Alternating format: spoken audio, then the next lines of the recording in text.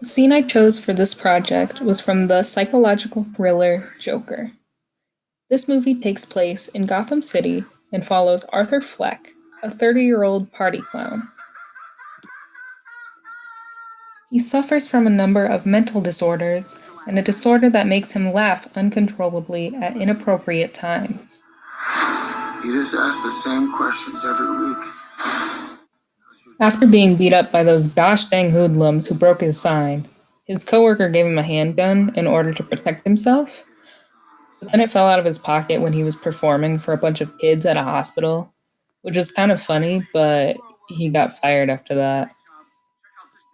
When I was a little boy and told people I was going to be a comedian, everyone laughed at me.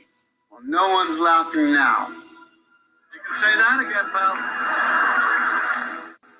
Arthur tried to pursue a career as a comedian and performed at a comedy club, but could barely tell any of his jokes because he kept laughing due to his medical condition.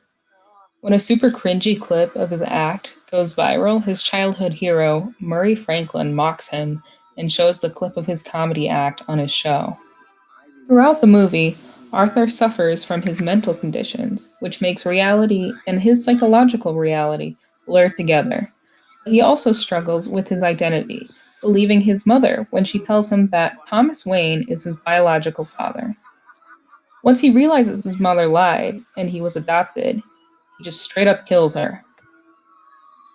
At this time in Gotham City, there is a great protest amongst the people of Gotham who are protesting the rich. So Thomas Wayne so lovingly names these protesters clowns, which gives Arthur the idea to put on clown makeup before taking the stage on the Murray Franklin show, which he'd been invited to after Murray saw a clip of his comedy act before. Send in the clown. The scene I chose was the scene where Arthur is dancing in the bathroom right before he makes his appearance on the Murphy Franklin show.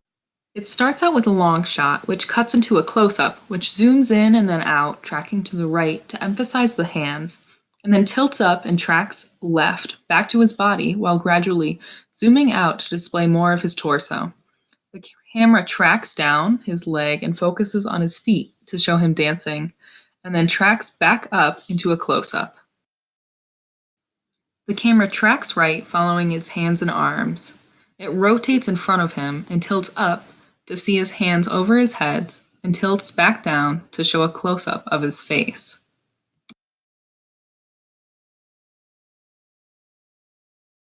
You can see the camera zooms out into a Dutch tilt while you watch him uncomfortably dance.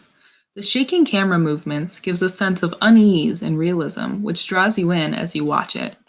The camera movement, which looks like a handheld or a Steadicam, makes the viewer feel more connected to the scene with the unmotivated filming technique. You can see he never smiles. There's only the painted-on clown smile, which gives the feeling that this is not a joyous dance of glee. It's him dancing, slowly starting to let go. You can see he doesn't ever fully open his arms or his body with his movements. His arms are drawn in, or his back is arched, or his wrist is bent, until the end of the scene, where he looks at himself in the mirror and opens his arms as a way of letting go and breaking free.